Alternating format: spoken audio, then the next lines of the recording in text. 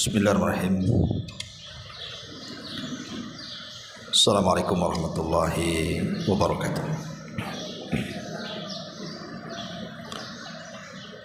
Alhamdulillah wassalatu wassalamu ala Rasulillah wa ala alihi wa sahbihi wa mawalah wa la hawla wa la quwata illa billahi wa ba'du. Alhamdulillah, di pagi hari ini kembali kita bisa duduk untuk berthalabul ilmi, dan pembahasan di pagi ini kita akan membahas tentang 10 perkara yang merupakan sebab terbesar dikabulkannya doa-doa kita. Apa saja 10 perkara yang mempercepat pengkabulan doa kita kepada Allah Subhanahu wa ta'ala?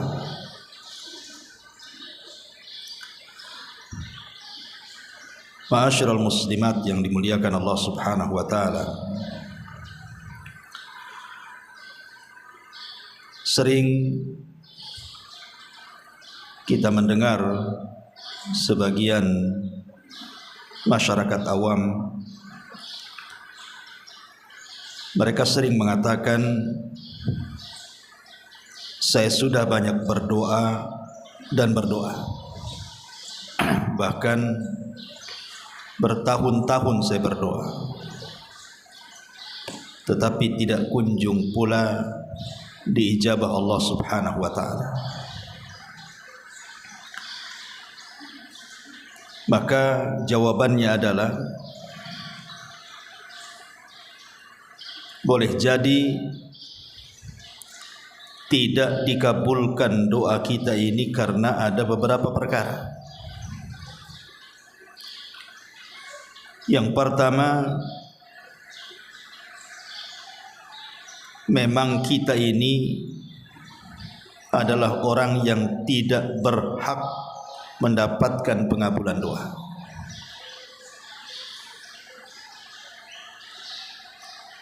Sebabnya adalah karena tidak mengambil sebab. Jadi sebab tidak dikabulkan doa itu karena tidak mengambil sebab bagaimana doa itu supaya diterima. Makanya Allah tidak kabulkan. Atau boleh jadi pengabulan itu sebenarnya kebaikan.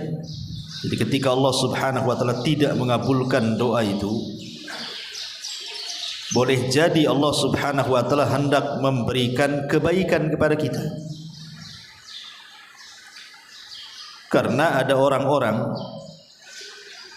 yang berdoa kepada Allah Subhanahu wa ta'ala minta diberikan kekayaan, tapi Allah tidak kabulkan. Karena kalau seandainya dia dikayakan, boleh jadi dia makin jauh dari Allah. Karena ada orang-orang itu kalau dimiskinkan, sementara dia kaya, dia makin kufur. Ataupun sebaliknya, terkadang dia miskin dekat dengan Allah, dan kalau Allah kayakan semakin kufur kondisinya. Jadi sebab tidak dikabulkan doa itu boleh jadi sebuah kebaikan bagi kita.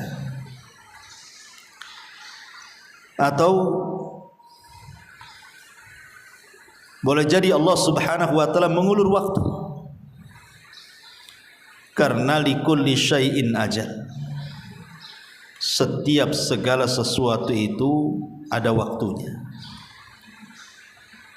Terkadang Allah Subhanahu wa ta'ala tidak tergesa-gesa untuk mengabulkan doa kita, tapi Allah berikan waktu,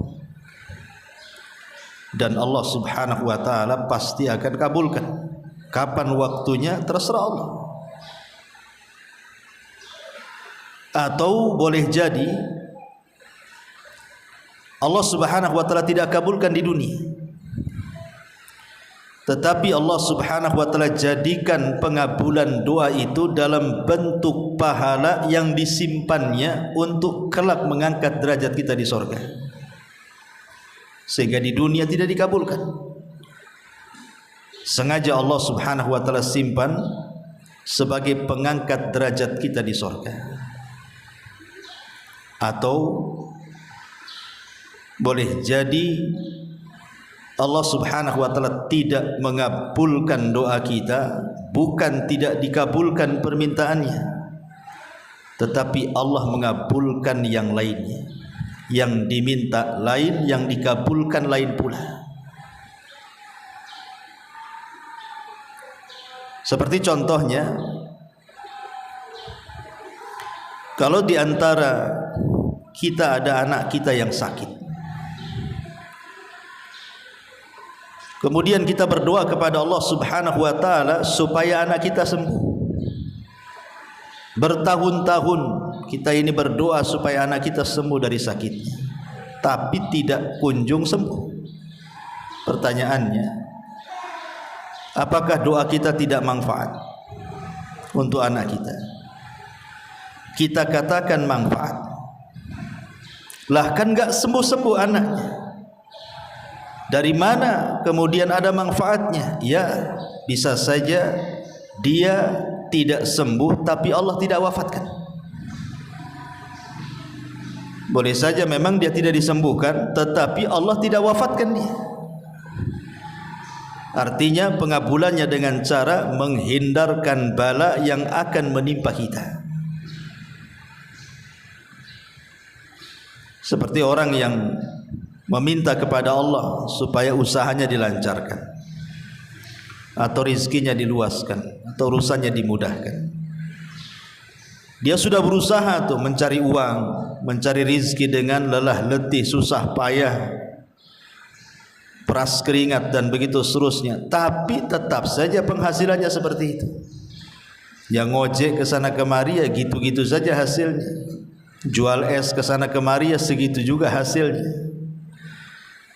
Apa kita katakan tidak manfaat doanya? Manfaat.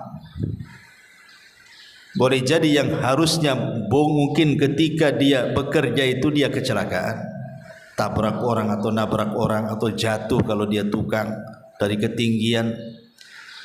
Allah Subhanahu wa taala hindarkan bala-bala seperti itu.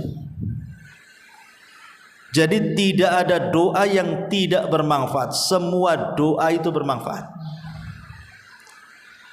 Inilah jawaban kalau ada orang yang mengatakan, kenapa saya sudah berdoa terus-terusan tapi kok tidak kunjung ada jawaban. Inilah jawabannya. Di antara 5 perkara yang sudah saya sebutkan. Ma'asyiral muslimat yang dimuliakan Allah Subhanahu wa taala. Nabi sallallahu alaihi wasallam satu hari pernah berkhutbah, khutbah Jumat. Tiba-tiba kemudian ketika Nabi SAW berkhutbah, datang orang Badui, datang ke masjid. Sedang khutbah itu Rasul. Kemudian dia mengatakan, ya Rasulullah, ternak-ternak kami mati semuanya. Jalan-jalan kami terputus karena kekeringan sehingga belah-belah dan pecah-pecah. Kemudian ternak-ternak kami pun sudah mulai banyak yang mati karena kurang makanan. Berdoalah kepada Allah Subhanahu wa taala agar Allah menurunkan hujannya. Maka Nabi SAW di tengah-tengah khutbah itu langsung mengangkat kedua tangannya ke langit dan mengatakan, Allahumma aghithna, Allahumma aghithna. Ya Allah, berilah hujan kepada kami. Ya Allah, berilah hujan kepada kami. Dan riwayat Allahumma skina, Allahumma skina. Ya Allah, berilah hujan kepada kami. Lah perawi hadis ini Anas bin Malik radhiyallahu an menceritakan belum lagi Nabi SAW menurunkan kedua tangannya, tiba-tiba hujan deras, sak deras-deras, dan tidak berhenti selama 1 minggu. Apa yang terjadi? Kebanjiran di mana-mana. Sehingga Jumat berikutnya Arab Badui ini datang lagi mengeluh. Yang tadinya mengeluh minta hujan, sekarang minta diberhentikan hujan. Karena 1 minggu berterusan itu masalahnya. Akhirnya banjir di mana-mana. Maka Nabi SAW kemudian mengangkat lagi pada Jumat keduanya dan mengatakan, Allahumma hawalaina wala alaina, Allahumma alal akam waddirab wa butunil audiyati wa manabitis syajar. Ya Allah, hujanilah di sekitar kami, jangan kepada kami. Artinya jadikan hujan itu tidak berbahaya untuk kami. Atau kalau memang berbahaya, ya Allah, pindahkan hujan itu ke daratan-daratan tinggi, beberapa anak bukit, dasar-dasar lembah, ataupun beberapa tanah yang menumbuhkan pepohonan di situ. Dari sini kita tahu bahwa Nabi SAW mencontohkan bahwa setiap doa itu pasti diijabah. Cuman cara pengijabahnya ada yang langsung cash seperti Nabi SAW. Ini kan cash ini. Dia berdoa minta hujan, turun pula hujan. Ketika hujannya seminggu tidak berhenti membahayakan, maka Rasulullah SAW meminta hujannya dipindah ke tempat lain dan Allah kabulkan. Apa maknanya? Tidak ada doa yang tidak bermanfaat, karena asal doa itu sendiri adalah ibadah. Bahkan seorang wanita di zaman Nabi Musa alaihi salatu wassalam, Asiyah bintu Muzahim, istri daripada orang nomor 1 Mesir, Fir'aun. Ketika Nabi Musa alaihi salatu wassalam sudah diangkat menjadi nabi dan rasul, kemudian mulai berdakwah ke lingkungan keluarga Fir'aun, maka yang pertama kali beriman kepada Nabi Musa adalah istrinya Fir'aun, Asiyah bintu Muzahim. Langsung beriman kepada syariatnya Musa, dan dia pun menyembunyikan keimanannya. Tetapi lambat laun Fir'aun tahu kalau Asiyah bintu Muzahim itu sudah tidak menuhankan dirinya dan beriman kepada Tuhannya Musa. Marah dia. Akhirnya kemudian Fir'aun pun mengazab Asiyah sejadi-jadinya. Mulai daripada diikat di batu, kemudian dikasih terik matahari, dicambuk, begitu seterusnya. Tetapi dia tidak bergeming dari keimanannya. Padahal orang nomor 1 Mesir, istri daripada orang nomor 1 Mesir, artinya dunia sudah di hadapannya, dia tinggal di istana. Lah ketika kemudian satu hari Fir'aun itu sudah tidak sanggup lagi memurtadkan istrinya untuk menyembah dirinya, maka Fir'aun pun mengambil sikap untuk membunuhnya dengan cara melemparkan dari atas tebing. Lah saat dilempar itulah Asiyah bintu Muzahim tidak ada tempat mengadu kecuali kepada Allah. Pada siapa lagi? Yang dihadapi orang nomor 1 Mesir, tentaranya banyak. Kepada siapa dia bisa mengadu kecuali kepada Allah, kan begitu? Dia tahu bahwa hanya Allah yang bisa mengabulkan doanya. Makanya saat dilempar itulah, maka Asiyah bintu Muzahim berdoa dan doanya diabadikan dalam Al-Quran. Sampai Allah katakan dalam surah At-Tahrim ayat 11, wa dharaballahu mathala lilladzina amanu imra'ata fir'auna idh qalat rabbi ibnili indaka baitan fil jannah wa najjini min fir'auna wa amali wa najjini minal qaumidh dhalimin. Dan Allah telah membuat istri Fir'aun perumpamaan bagi orang-orang yang beriman. Di sini Allah Subhanahu wa taala jadikan contoh bagi wanita-wanita yang beriman, siapapun. Ibu-ibu yang di sini, ibu-ibu yang di sono. Sejak zaman itu sampai hari ini, bahkan sampai kiamat, Allah katakan, dan Allah membuat istri Fir'aun perumpamaan. Bagi siapa? Bagi orang-orang yang beriman, siapapun yang beriman. Karena istri Fir'aun ini tidak pernah berdoa dengan doa yang pernah diucap oleh orang sebelumnya. Apa doanya? Dia mengatakan, Rabbibni li'indaka baitan fil jannah. Ya Rabb. Lihat bagaimana istri Fir'aun. Dia mengadu kepada Allah Subhanahu wa taala dan mengatakan, Ya Rabb. Ingat, siapapun yang mengucapkan Ya Rabb, maka Allah tidak mungkin menyia-nyiakan kita. Karena kita mengikrarkan kerububiahan Allah masalahnya. Ya Rabb, ibnili, bangunkan untukku, indaka, di sisimu, baitan fil jannah, sebuah istana di sorga. Doa ini belum pernah diucapkan orang sebelumnya. Di mana Asiyah bintu Muzahim berdoa kepada Allah, tidak apa-apa, nyawaku hilang, istanaku lenyap, kesenangan duniaku sudah tidak ada masalah. Tetapi ya Rabb, saya minta jadikan aku tetanggamu dan bangunkan untukku rumah di sorga.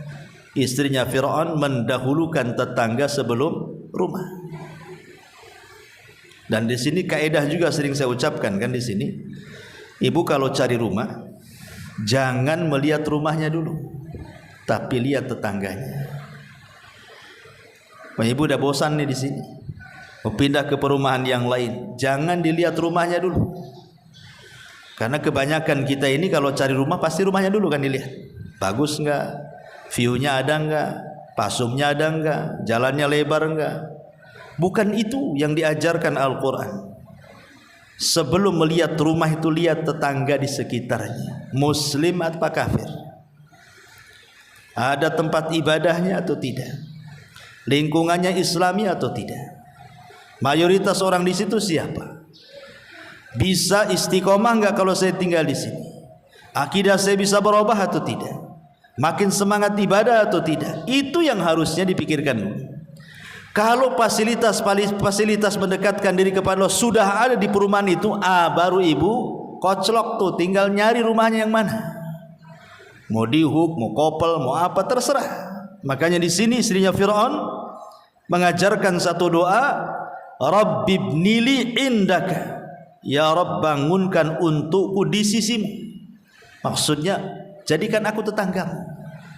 Baru setelah itu baitan fil jannah, satu istana di sorga. Wa najjini min fir'auna wa amali, dan selamatkan aku dan si Fir'aun itu, dari si Fir'aun itu dan semua perbuatan kufurnya. Wa najjini minal qaumidz zalimin, dan selamatkan aku juga dari kaum yang zalim. Lihat di sini Al-Quran mengajarkan kepada kita, setiap manusia itu pasti ada masalah. Tidak mungkin tidak ada masalah. Sering saya katakan, masalah itu pasti akan ada dan silih berganti, bahkan terkadang beruntun. Namanya masalah. Lah istri Fir'aun ini kan jelas-jelas dia mendapatkan ujian yang luar biasa kan. Dia sudah tidak dapat fasilitas lagi, yang ada justru disiksa hanya karena dia mengatakan amantu bi rabbi Musa, aku beriman kepada Rabbnya Musa. Semua kenikmatan dunia ini putus. Padahal kalau seandainya istri Fir'aun itu diam-diam saja, tidak beriman kepada Nabi Musa, apapun dari dunia itu sudah ada di hadapan dia loh. Dia ratunya, mau apapun ada di depan dia. Mau dayang tinggal panggil, mau makan tinggal makan, mau minum tinggal minum. Apalagi yang kurang dari istri Fir'aun ini? Apalagi Fir'aun ini memang cinta dengan Asiyah bintu Muzahim, tetapi dia lebih mendahulukan keimanan dibandingkan nikmatnya dunia. Tapi syahidnya di sini, bagaimana istri Fir'aun mengajarkan kepada kita, jangan pernah mengadu kepada siapapun kecuali kepada Allah. Karena itulah sandaran kita dalam hidup kita. Ibu boleh bawa anak ke rumah sakit, tetapi sebelum ibu ini mengadu kepada dokter soal sakit anak ibu itu, adukan sakitnya dulu kepada Allah. Itu maksudnya. Ya. Kita punya anak sakit, ingin berobat, atau kita sedang sakit, ingin berobat. Lah sebelum kita minta supaya dokter mengobati kita, minta dulu kepada Allah. Maksudnya sandarkan dulu kepada Allah, baru kepada manusia. Karena dokter pun tidak memiliki kesembuhan di tangannya, dia kan hanya sebab saja, usaha. Buktinya dokter sakit saja dia diobati dengan dokter yang lainnya. Kenapa kalau dia seorang dokter, kalau dia sakit, kenapa tidak diobati sendiri? Bahkan terkadang seorang dokter itu sakit, dioperasi dokter lain, mati pula dia. Ya. Saya punya kawan itu seorang dokter, dioperasi, koma, mati. Padahal dokter itu diobati dokter lain, bukannya sembuh, malah mati.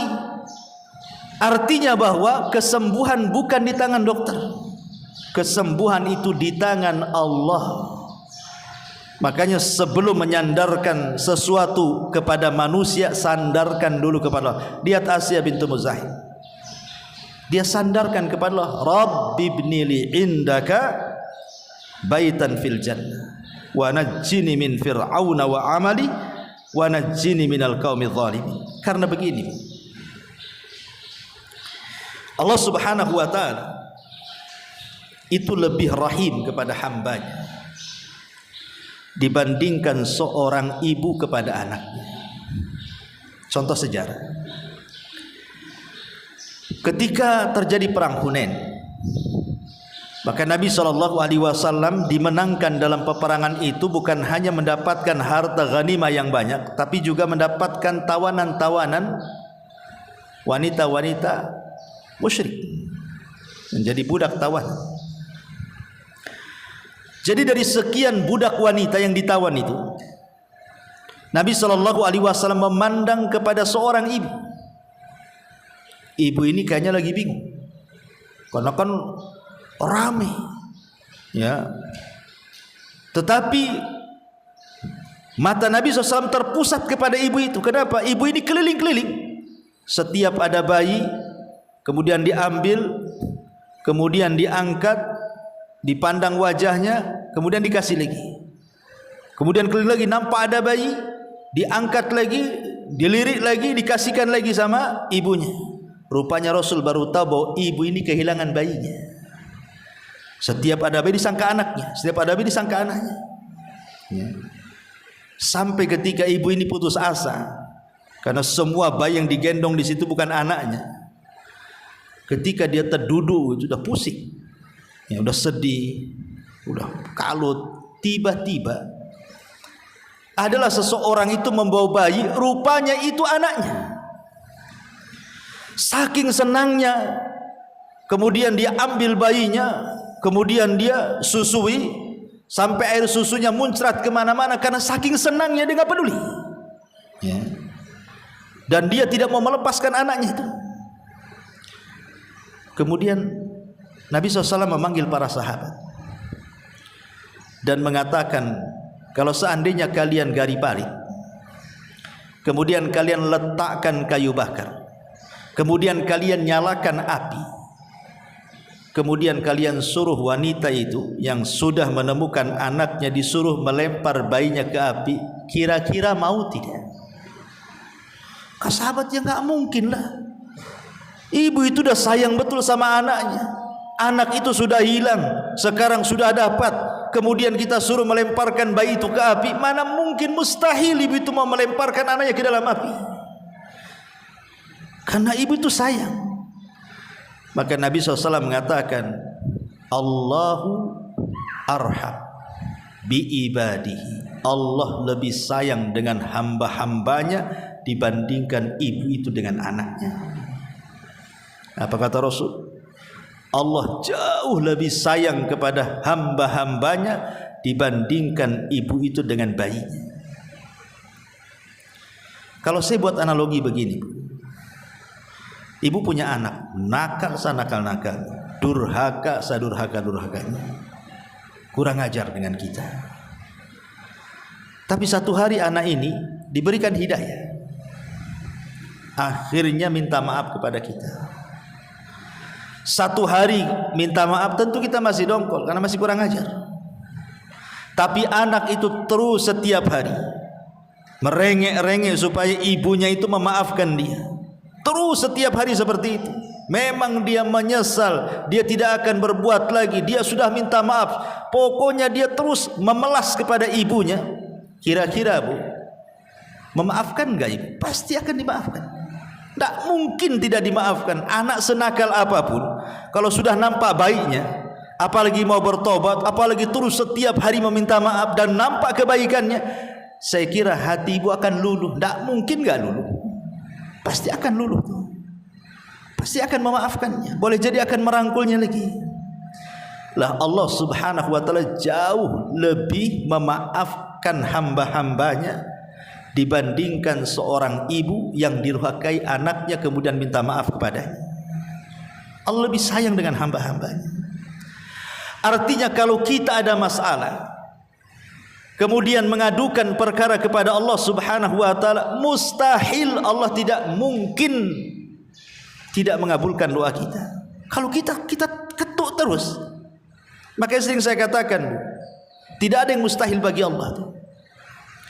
Kalau setiap hari di jam-jam mustajab doa kita terus mengetuk pintu langit agar Allah mengabulkan doa kita, yakin husnudzon kepada Allah Azza wa Jalla, penuh dengan keyakinan, penuh dengan kerendahan, pasti Allah kabulkan.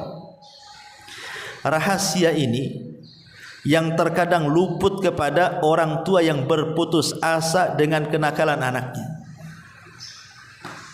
Ustaz, saya sudah tidak bisa lagi nasihati anak saya. Jangankan lagi suruh sholat, suruh baik saja susah. Saya sudah angkat tangan.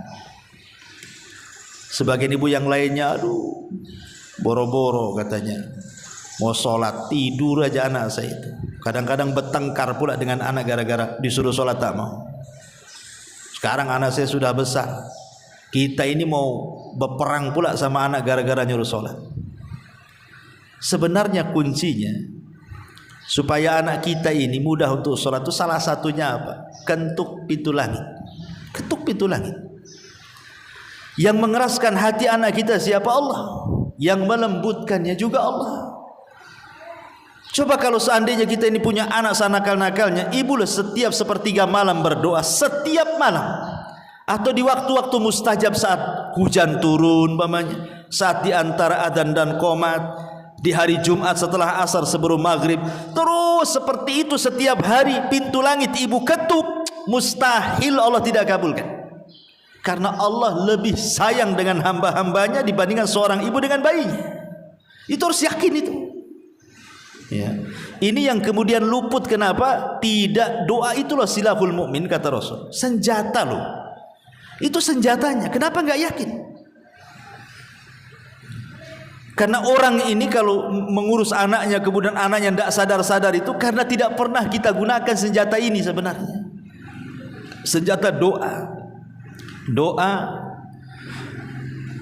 yang luar biasa yang Rasul katakan ad-du'a usilahul mu'min, karena tidak ada yang mustahil bagi Allah.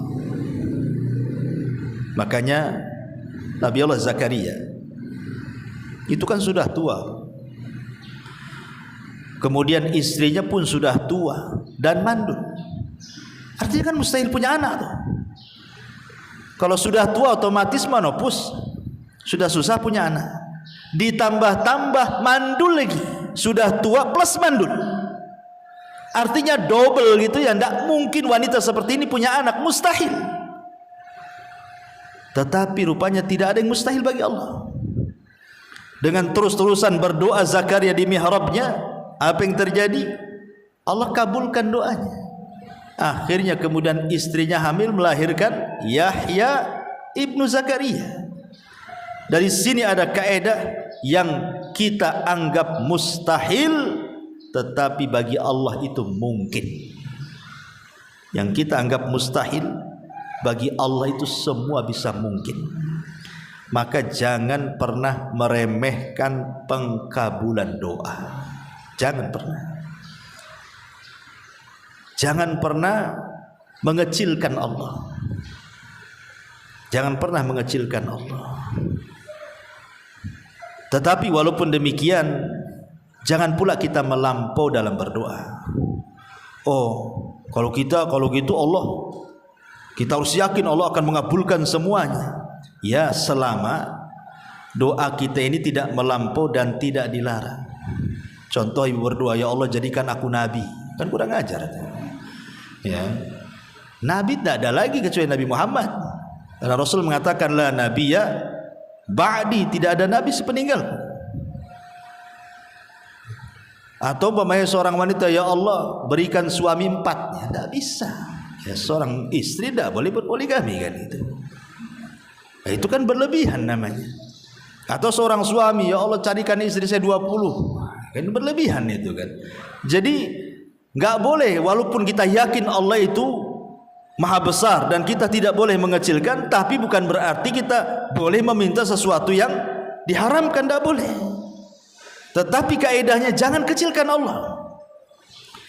Orang-orang yang suka mengecilkan Allah, itulah sebabnya dia tidak dikabulkan doanya, karena meremehkan Allah. Akhirnya dia lebih bersandar kepada manusia, kepada makhluk dibandingkan kepada Allah. Makanya kenapa ada sebagian peneliti kesehatan itu ketika membandingkan rumah sakit yang ada di Saudi dengan rumah sakit yang ada di negeri kita ini. Rumah sakit di negeri kita ini banyak pasien. Kadang oper, nggak ada tempat, nggak ada ruangan, nggak ada kamar. Kadang-kadang akhirnya di teras. Kadang ada yang nggak diterima, balik lagi. Saking banyaknya pasien, dokternya pula sedikit, ruangannya pula tak banyak gitu. Tapi di sana terbalik, rumah sakitnya lenglang, ya, tidak berdesak-desakan seperti di negeri kita ini. Jadi adalah yang meneliti apa rahasianya. Orang Saudi itu kan kayak nggak pernah sakit saja. Rupanya orang sana itu sudah ditanamkan tauhid oleh para ulama sana, bahwa setiap mereka sakit, maka pengobatan pertama mereka adukan sakitnya kepada Allah. Mereka ruqyah. Mereka meruqyah diri sendiri. Mereka sangat yakin bahwa penyakit datang dari Allah. Allah pula yang akan menyembuhkannya, seperti perkataan Ibrahim, wa idza maridtu fahuwa yashfin, apabila aku sakit aku yakin Allah yang akan menyembuhkanku. Baru setelah kemudian mereka berusaha untuk mengobati dirinya dengan cara meruqyah dirinya, berdoa kepada Allah minta kesembuhan dengan sebab-sebab syar'i, dengan sedekah, dengan macam-macam lah. Kalau memang sudah mentok, barulah mereka mencari sebab, datanglah mereka ke dokter. Kalau kita kan terbalik, Bu.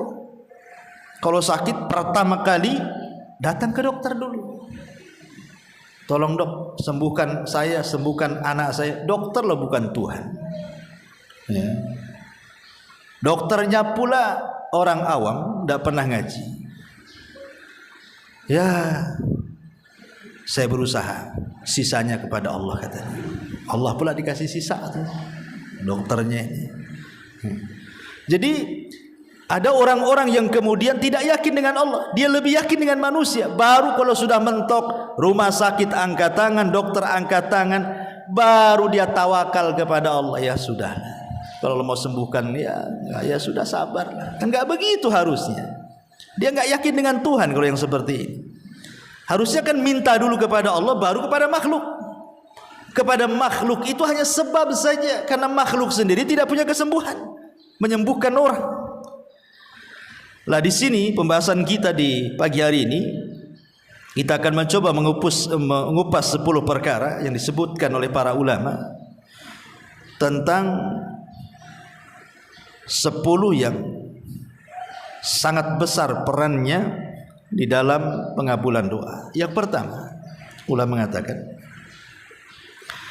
al-ilha'u was-sabru wa adamul isti'jali. Al-ilha, ilha itu merengek, Seperti anak kecil meminta kepada kita, merengek, guling-guling, nangis-nangis, kan kasihan juga, lama-lama dikasih juga kan itu. Itu kepada makhluk tuh. Ya. Dan juga sabar dan tidak tergesa-gesa. Karena salah satu doa ditolak itu ketika kita tergesa-gesa. Apa makna tergesa-gesa? Dia mengatakan, kata Nabi SAW, da'autu wa da'autu falam ara yastajibli. Aku sudah berdoa dan berdoa dan berdoa dan berdoa, tapi tidak ada tanda-tanda dan kunjung dikabulkan Allah. Justru kata-kata ini yang menjadikan doa tidak akan diterima. Kalau kita sampai ngomong, saya ini sudah banyak kali berdoa tapi kok nggak dikabul-kabulkan, justru tidak akan dikabulkan kalau dia ngomong gitu. Jangan pernah ngomong seperti itu. Jangan pernah kita ngomong, aku sudah banyak berdoa, sudah berbulan-bulan, bertahun-tahun kok nggak dikabul-kabulkan ya. Jangan bicara seperti itu. Karena tadi di awal muqaddimah ada 5 sebab kenapa doa tidak dikabulkan. Mudah-mudahan nyatat ya. Ini yang pertama. Karena begini Bu ya, Allah Subhanahu wa ta'ala tidak akan bosan, tidak akan bosan memberi pahala, memberi pemberian yang kita minta tanpa terputus. Allah tidak akan bosan. Justru yang bosan itu kita meminta kepada Allah. Karena lama meminta kok nggak dikabul-kabulkan, akhirnya bosan. Padahal Allah itu tidak bosan memberikan pahala, karena asal doa itu sendiri ibadah. Artinya kalaupun tidak kunjung, tidak nampak, tidak ada tanda-tanda dikabulkan doa, sebenarnya ibu dengan doa itu sudah dapat pahala.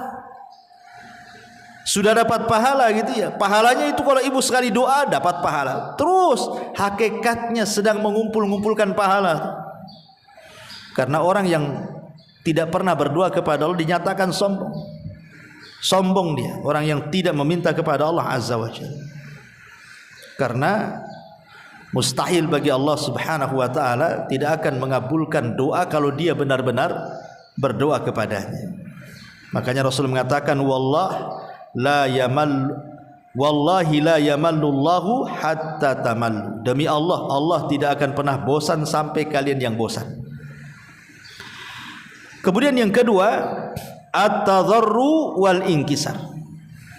At-tadarru wal inkisar. Tadarru dan inkisar itu artinya kita merasa hina, merasa rendah di hadapan Allah. Kita ini betul-betul seorang hamba di hadapan Tuhan. Kalau dalam kehidupan di masyarakat saja, terkadang seorang pembantu ya, takut dengan majikannya, merasa terhina. Kenapa kemudian kita lebih terhina lagi di hadapan Allah? Harusnya kan seperti itu. Lah karena syarat diterima doa itu ketika kita berdoa kepada Allah, kemudian kita betul-betul merasa kita ini seorang hamba, budaknya Allah. Dari sini diajarkan supaya tidak sombong. Jangan pernah sombong bahwa Allah itu zat yang maha kuasa, Al-Aziz yang maha mampu untuk menyakiti siapapun, dan tidak ada siapapun yang mampu menyakiti Allah Azza wa Jalla. Ini yang kedua. Yang ketiga, as-sidq wal ikhlas. Jujur dan penuh dengan keikhlasan saat berdoa. Harus jujur dalam berdoa. Kemukakan semuanya kepada Allah Azza wa Jalla. Enggak boleh ada yang disembunyikan. Pasti Allah Subhanahu wa ta'ala mendengar doa kita kok. Enggak mungkin enggak mendengar. Kemudian ikhlas. Ikhlas itu artinya betul-betul karena Allah berdoanya. Betul-betul karena Allah, bukan karena dunia, bukan karena orang lain. Makanya kenapa Allah mengatakan fad'ullaha mukhlisina lahuddin, berdoalah kepada Allah, mintalah kepada Allah dengan penuh keikhlasan. Karena begini, kalau kita lihat sejarahnya orang-orang musyrik di zaman dulu, ketika pasukan Abraha hendak menyerang Ka'bah, maka Abraha mengutus seorang utusan untuk menanyakan siapa pemimpin Arab. Maka orang-orang mengatakan Abdul Muthalib. Maka Abraha mengatakan, panggil Abdul Muthalib kemari. Maka Abdul Muthalib dipanggil. Kemudian terjadi dialog antara Abraha dengan Abdul Muthalib. Lah ketika itu pasukan Abraha mencuri 200 untanya Abdul Muthalib. Jadi Abraha ini membicarakan soal kedatangannya, ingin menghancurkan Ka'bah. Dia ingin lihat reaksi Abdul Muthalib selaku pemimpin Arab dan penjaga Ka'bah. Tetapi tidak ditanggapi oleh Abdul Muthalib. Seolah-olah tidak sayang dengan Ka'bah. Hancurkan aja lah, kan begitu maksudnya. Kenapa Abdul Muthalib seolah-olah tidak peduli dengan Ka'bah? Bukan tidak peduli dengan Ka'bah, tapi Abdul Muthalib ngomong dengan si Abraha ini, saya datang kemari menemuimu itu karena unta-unta saya dicuri kamu. Saya ingin mengambil 200 untaku. Adapun urusan Ka'bah, kata Abdul Muthalib, itu urusan lain. Saya bukan pemilik Ka'bah. Saya ini pemilik unta, makanya saya cari unta. Adapun Ka'bah itu ada pemiliknya, Rabb yang akan melindunginya. Tuhan saya yang akan melindunginya, bukan saya. Makanya saya nggak peduli kau hancurkanlah sana, karena Ka'bah itu ada pemiliknya. Kemudian Abraha pun memberikan 200 ekor unta. Abdul Muthalib pun pergi. Lah Abdul Muthalib pergi ke mana? Rupanya dia pergi ke Ka'bah. Awalnya dia mengatakan kalau hancurkan Ka'bah, hancurkan aja lah kan itu. Tapi hatinya tidak demikian. Dia keluar berjumpa dengan Abraha, kemudian pergi menuju Ka'bah. Masuk dia ke dalam Ka'bah. Kemudian dia berdoa kepada Allah agar Allah melindungi Ka'bah yang dimuliakan itu.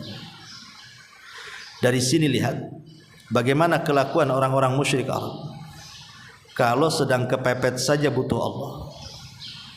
Tapi ketika mereka senang, mereka pun mulai menyembah Lata, Uzza, Manat, Hubal dan sesembahan yang lainnya. Makanya Allah Subhanahu wa taala gambarkan dalam Al-Qur'an, fa idza raqibu fil fulki da'awullaha mukhlishina lahuddin falamma najjahum ilal barri idza hum yusyrikun. Orang-orang musyrik di zaman jahiliyah, apabila mereka berada di tengah lautan, di atas bahtera, diombang-ambing ombak dan akan karam kapalnya, mereka pun berdoa kepada Allah dengan ikhlas supaya mereka diselamatkan. Tapi ketika kapalnya sudah diselamatkan, disandarkan ke daratan, mulai lagi mereka melakukan kesyirikan. Lah doa yang seperti ini enggak ikhlas namanya. Di waktu susah saja, datang kepada Allah. Ya Allah saya susah, ya Allah saya sakit, sembuhkan saya. Ya Allah saya miskin, kayakan saya. Ya Allah saya susah, senangkan saya. Ketika sudah sembuh, ketika sudah senang, ketika sudah kaya, lupa pula Allah. Itu tidak ikhlas namanya. Ya, itu maksud ikhlas di sini. Jangan seperti orang-orang jahiliyah dekat dengan Allah di waktu susah, ketika senang pula jauh dari Allah. Makanya hadisnya gimana? Harusnya dibalik, Bu.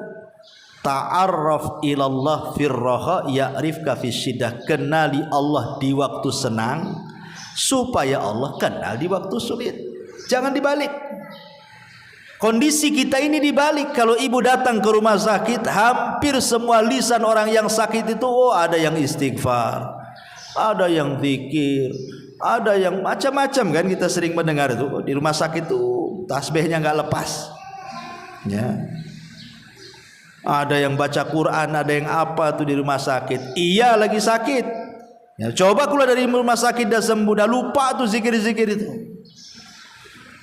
Harusnya ketika senang itulah ingat Allah, sehingga ketika kita sulit Allah ingat kita. Nah itu namanya ikhlas. Ikhlas dalam berdoa ya. Makanya ini penting juga. As-sidqu wal ikhlas adalah kejujuran dan keikhlasan saat berdoa. Ini yang ketiga. Yang keempat, al-khusyu'u wa khudurul qalbi. Al-khusyu' wa khudurul qalbi. Khusyuk dan hadirkan hati. Maksudnya khusyuk dan hadirkan hati itu apa? Maksudnya ibu harus yakin, husnudzon.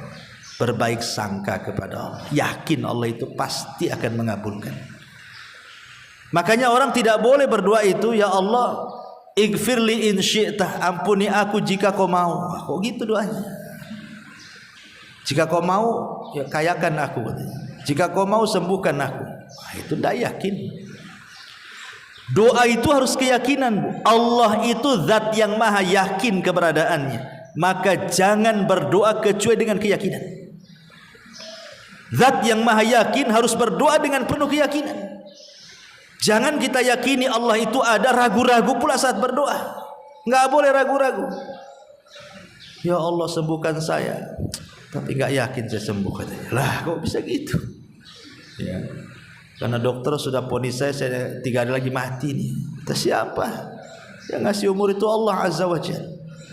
Maka Nabi SAW sampai mengatakan, Ud'ullaha wa antum muqinuna bil ijabah wa'lamu annallaha la yastajibu du'a min qalbin ghafilin lahin, kata Rasul.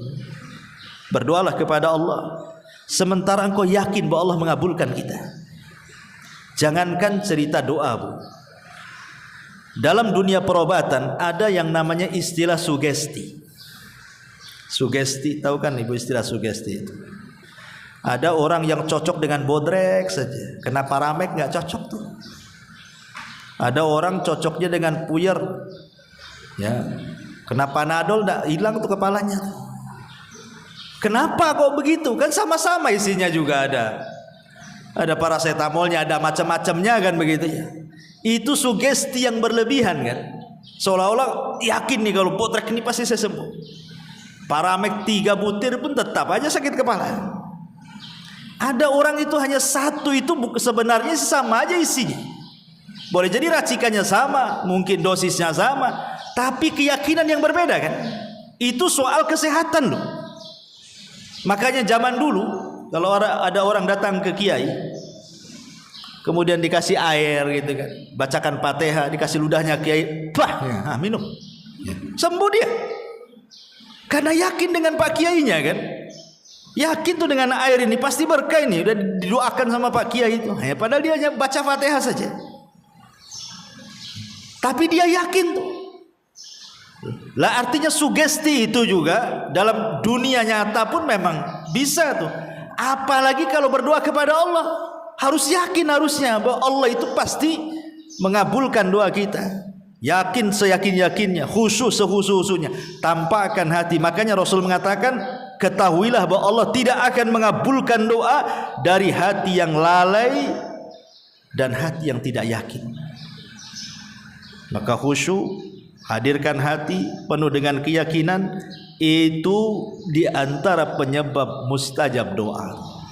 Nah, ini yang nomor 4. Yang nomor 5, amalus salihat. Iringi doa dengan amal saleh. Doa saja tidak cukup, harus diiringi dengan amal yang baik.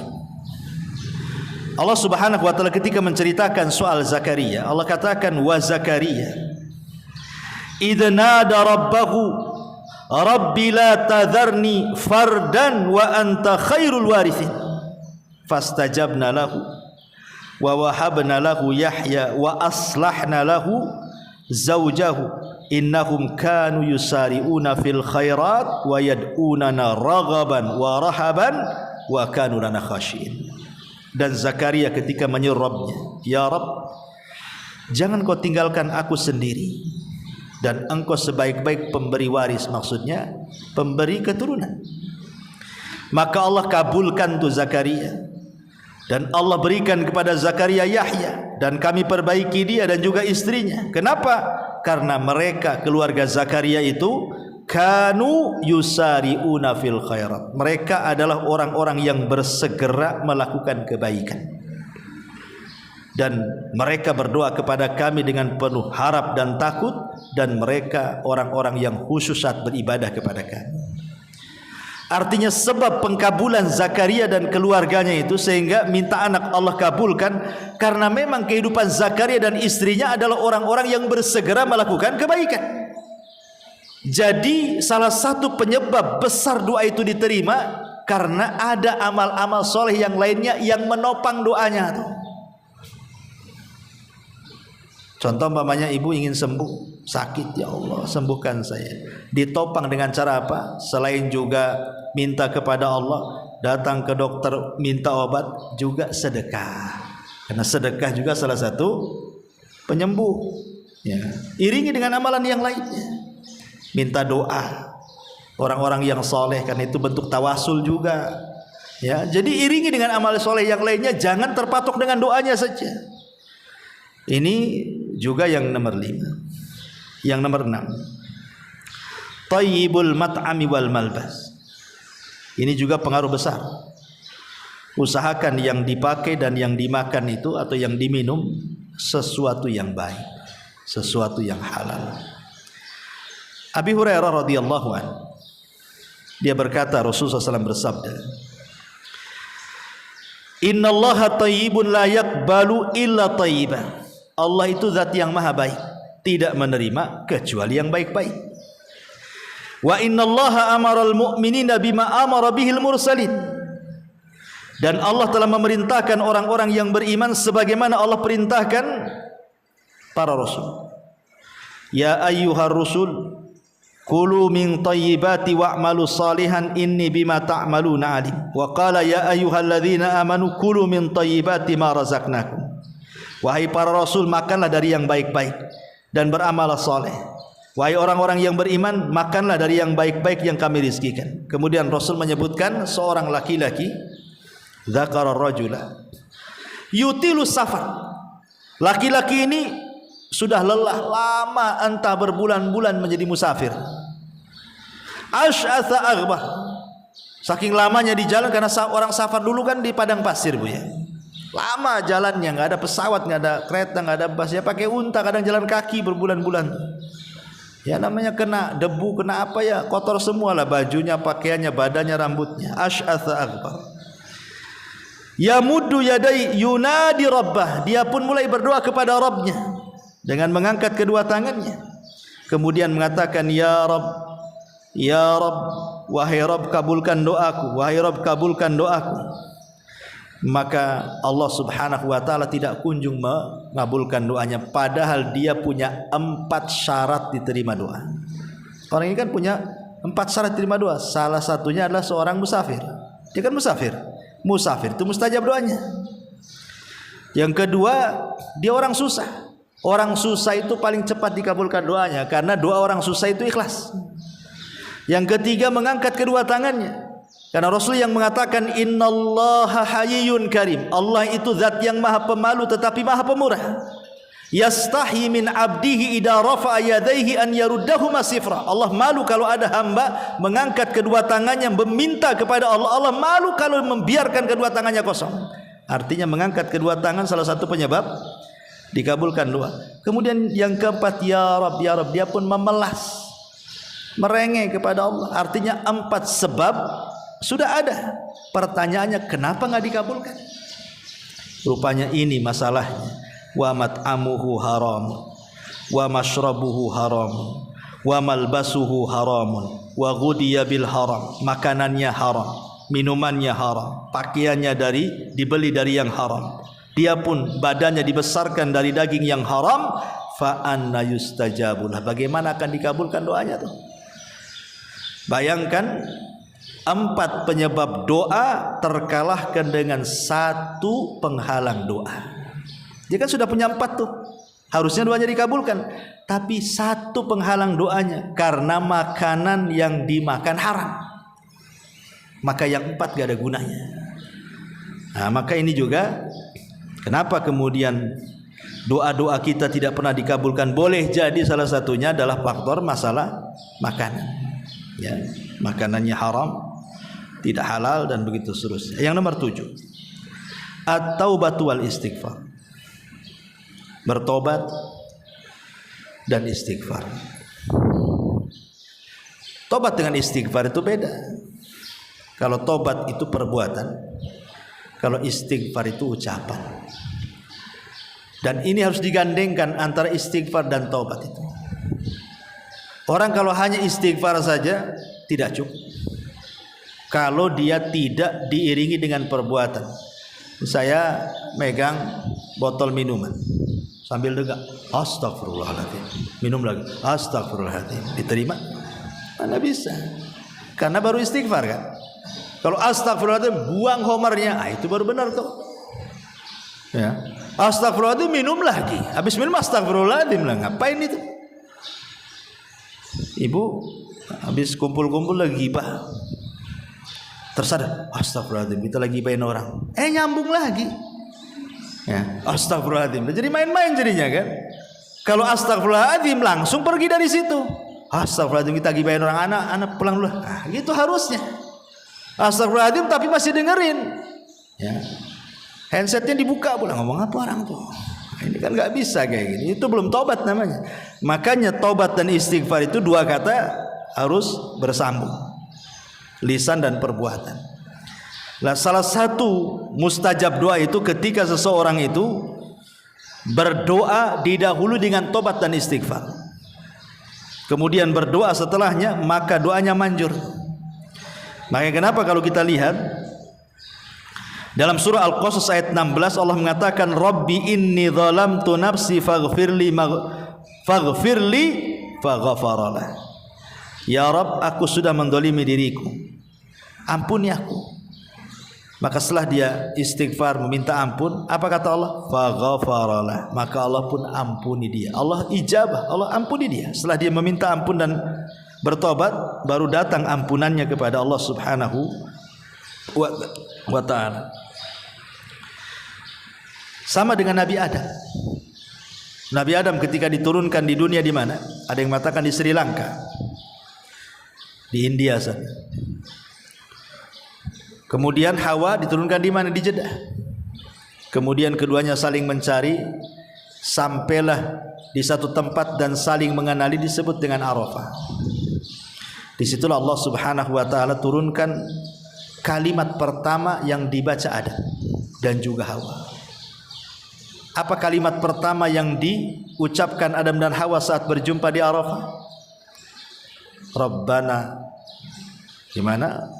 Rabbana zalamna anfusana wa illam taghfir lana wa tarhamna lanakunanna minal khasirin. Inilah ucapan pertama yang diucapkan Nabi Adam di bumi. Rabbana zalamna anfusana, ya Rabb, kami sudah mendolimi diri kami. Fa illam taghfir lana, kalau engkau tidak mengampuni dosa kami dan engkau tidak merahmati kami, tentu kami termasuk orang yang rugi. Setelah Adam dan Hawa betul-betul bertobat, apa kata Allah? Fataba alaihi, baru turunlah ampunan tobat dari Allah Azza wa Jalla, kabulkan permintaannya. Dari sini menunjukkan bahwa doa itu kalau ingin dikabulkan, dahului dengan istighfar dan juga tobat. Kemudian yang nomor 8, adamud du'a bithmin aw qati'ati rahim. Jangan berdoa dalam rangka perbuatan dosa atau memutus silaturahim. Ya Allah, hancurkan saja orang sebelah itu, dia saingan dengan saya. Nah, itu kan menghancurkan bisnis orang, tidak boleh lah kan itu. Ya Allah, ini saudara saya ini jahat sama saya, kirim penyakit biar dia mati ya Allah. Nah, ini tidak bisa lah kan itu.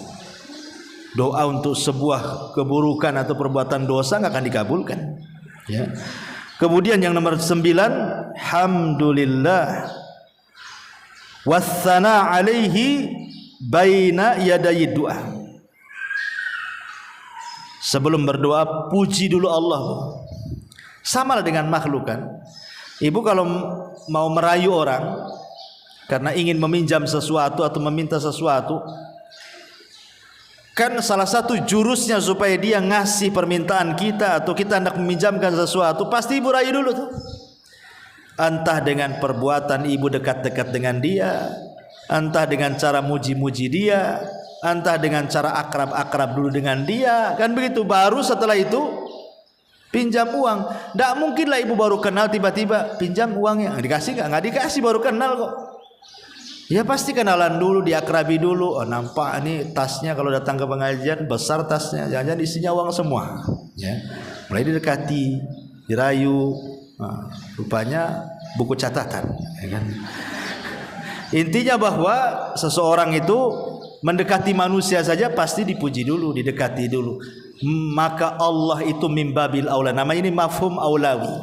Sama manusia saja terjadi, apalagi sama Allah, gitu maksudnya. Ya. Kemudian yang nomor 10, at-tawassul lillahi inda du'a. Berdoalah dengan cara tawassul. Tawassul itu mencari perantara. Dengan cara apa? Pertama, menyebut Asmaul Husna. Asmaul Husna itu yang kita kenal 99 nama. Dari 99 nama itu pasti ada satu yang disebut dengan Ismul A'zam. Dan Rasulullah SAW mengatakan siapapun yang berdoa bertepatan dengan Ismul A'zam mustajab doanya. Tapi kan Ismul A'zam, nama yang agung dalam Asmaul Husna, kan menjadi khilaf para ulama. Yang mana satu? Ada yang mengatakan Al-Hayyu Al-Qayyum, ada yang mengatakan Allah, ada yang mengatakan yang lainnya. Maka Aisyah radhiyallahu anha mengatakan Ismul A'zam, nama yang agung di dalam Asmaul Husna itu sama dengan malam Lailatul Qadar di 10 akhir Ramadan. Tidak tahu letaknya di mana. Sehingga harus mencari, kan? Lah begitu juga kalau ibu berdoa membaca 99 nama, pasti kalau dibaca semua pasti bertepatan dengan Ismul A'zam. Nggak mungkin tidak, bukan? Kan yang dari 99 nama Ismul A'zam kita kan nggak tahu yang mana satu. Tapi kalau kita baca semua ya pasti kenal lah. Ya. Makanya Rasul mengatakan siapa yang berdoa bertepatan dengan Ismul A'zam nggak mungkin ditolak doanya, pasti mustajab. Makanya bertawasulah dengan nama-nama Allah, sebutkan 99 nama itu. Ya. Baru kita berdoa. Ustaz nggak hafal, tengok buku lah. Kemudian yang kedua, tawassul dengan amal soleh. Dengan amal soleh, ibu lagi sulit, teringat dulu pernah sedekah. Ya Allah, kalau sedekah dulu saya ikhlas, tolonglah diterima. Dan kalau itu berpahala, sekarang saya lagi susah, tolong doa, kabulkan doa saya. Itu namanya tawassul dengan amal soleh. Sehingga para ulama mengatakan jangan meremehkan amal sekecil apapun. Boleh jadi amalan yang kecil itu ikhlas, dan boleh jadi yang ikhlas itulah bisa kita gunakan tawassul saat kesulitan kita.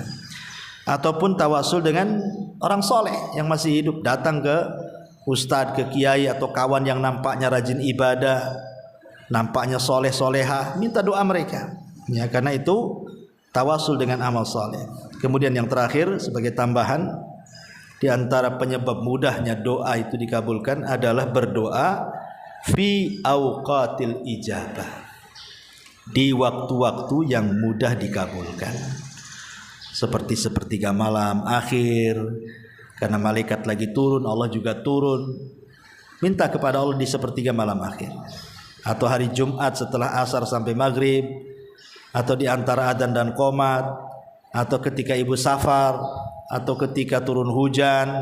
Ya, itu semua waktu-waktu mustajab doa. Ya, jadi itu juga sangat mempengaruhi, atau ketika di waktu sujud, ya, di waktu sujud. Ya, makanya ada seorang syekh itu ditanya soal doa setelah sholat. Maksudnya doa masalah. Habis sholat langsung angkat tangan, habis sholat wajib maksudnya langsung angkat tangan meminta sesuatu. Apa kata syekh ini? Aneh, waktu sholat kau tak minta, setelah sholat kau minta, katanya. Waktu sholat itulah minta. Dekat-dekatnya kita dengan Allah itu ketika sujud, itulah minta. Nah, sudah sholat sibuk minta, sudah sholat itu zikir bukan minta. Waktu sholat itulah minta, itu karena dekat-dekatnya hamba dengan Allah itu waktu sujud itulah, itulah minta di situ. Ya, kalau ingin diperpanjang, setelah sholat sunnah. Kalau setelah sholat wajib, yang ada zikir, berzikir kepada Allah Subhanahu Wa Taala dengan zikir yang diajarkan. Jadi doa setelah sholat, ya, ataupun doa di tadi sepertiga malam akhir, doa ketika ibu sedang puasa, ibu puasa Senin Kamis gitu kan, itu kan waktu iftar, itu kan waktu mustajab doa. Waktu mustajab doa itu ketika ibu iftar, itu mendekati maghrib, ya 5 menit sebelum iftar, itu juga sangat mustajab.